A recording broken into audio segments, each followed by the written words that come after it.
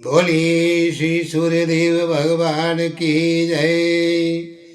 सभी मन की कामनाओं की पूर्ति के लिए रविवार का व्रत करना अति श्रेष्ठ है। इस व्रत को करने के लिए रविवार को प्रातः काल सुबह उठ करके स्नान करके स्वच्छ वस्त्र धारण करें और शांत मन से भगवान सूर्य नारायण का सिमरण करें और व्रत के अंत में कथा सुनी। तो फिर इस व्रत के करने से मनुष्य को मान सम्मान की वृद्धि होती है, शत्रुओं का नाश होता है, आँख की पीड़ा के अलावा शरीर की सारी पीड़ाएं दूर हो जाती है। तो अब आप कथा को सुनिए। एक बुढ़िया थी, वे हर रविवार को सुबह सवेरे ही जल्दी उठकर स्नान करके अपने घर को गोबर से लीपते थी और फिर भोजन बनाती, भगवान को फिर भोग लगाती और फिर खुद भोजन करती थी। तो इस तरह करने से भगवान की कृपा से उसके घर में हर तरह का सुख साधन था। तो इस तरह उसका जीवन बीत रहा था। लेकिन वे अपनी पड़ोसन जिसका कि गऊ का गोबर लाकर वे बुढ़िया घर को लीपा करती थी, तो उस पड़ोसन ने विचार किया कि ये वृद्धा सदा मेरी गाय का गोबर लेकर जाती है। तो उसने मन में विचार किया और अगले दिन से ही वे गऊ को घर के भीतर बांधने लगी। तो बुढ़िया को गोबर ना मिलने से रविवार के दिन अपने घर को वे गोबर से लीप ना सकी। तो इसलिए उसने ना तो उस दिन भोजन बनाया, ना भगवान को भोग लगाया और खुद भी उसने भोजन नहीं किया। तो इस तरह उसने निराहार व्रत किया। रात हो गई और वे भूखी ही सो गई। तो रात्रि में भगवान ने स्वप्न दिया और भोजन ना बनाने ना भोग लगाने का कारण पूछा।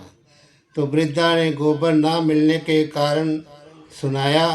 तब भगवान ने कहा कि माता, हम तुमको ऐसी गऊ देते हैं जिससे सभी इच्छाएं पूर्ण होती हैं, क्योंकि तुम हमेशा रविवार को गौ के गोबर से घर को लीपकर भोजन बनाकर मेरा भोग लगाकर खुद भोजन करती हो।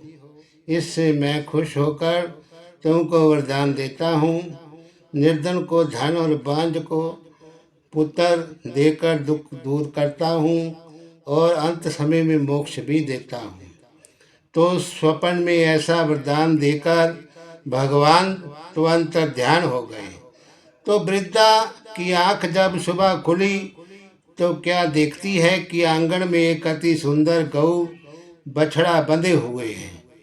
तो वे गाय और बछड़े को देखकर बड़ी प्रसन्न हुई और उसने गाय को अपने घर के बाहर बांध लिया।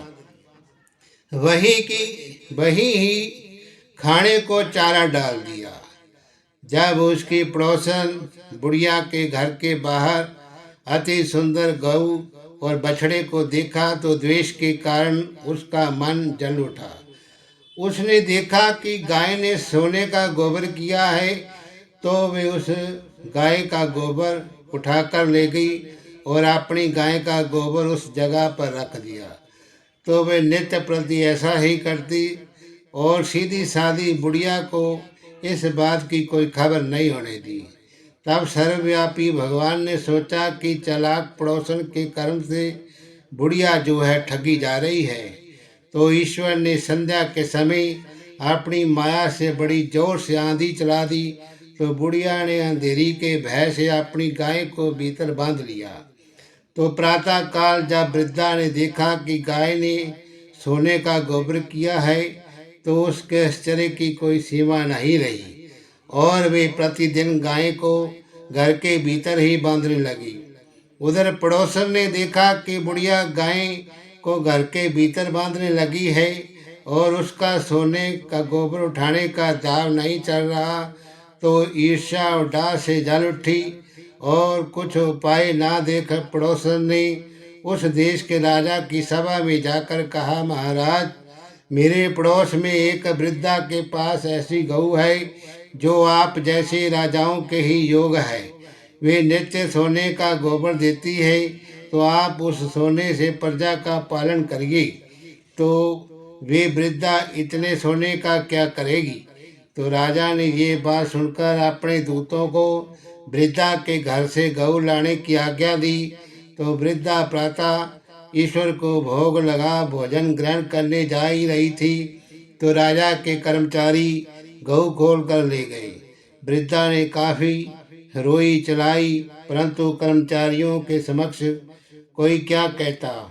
उस दिन वृद्धा गऊ के वियोग में भोजन ना खा सकी और रात भर रो रो ईश्वर से गऊ को पुनः पाने की प्रार्थना करती रही। उधर राजा गऊ को देखकर बहुत प्रसन्न हुआ, लेकिन सुबह जैसे ही उठा तो सारा महल गोबर से भरा दिखाई देने लगा। तो राजा ये देखकर घबरा गया।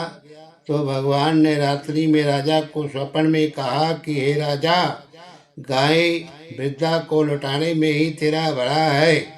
उसके रविवार के व्रत से मैंने खुश होकर उसे गाय दी थी।